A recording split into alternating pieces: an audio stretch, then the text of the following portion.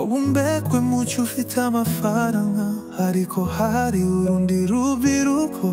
rumubwire ko uncomfortable. Amamodoka ari ko hari urundi rubyiruko ruvuga ngo munerero defite ubutunzi, ari ko nsuza amenye yuko byose ni ubusa. Ariko sukia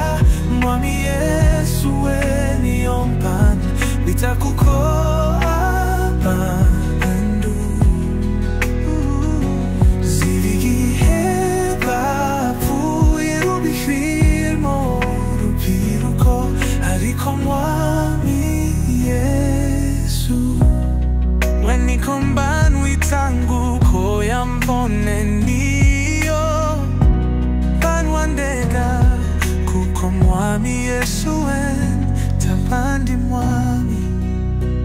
Yesu we niko banwita kuko abantuni,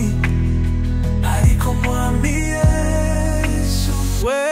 niko banwita ngo umpane niyo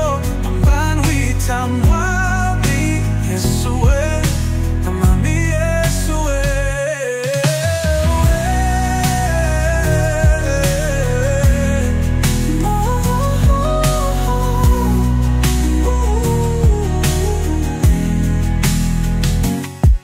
Yesu we niko banwita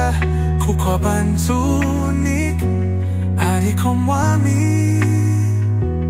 Yesu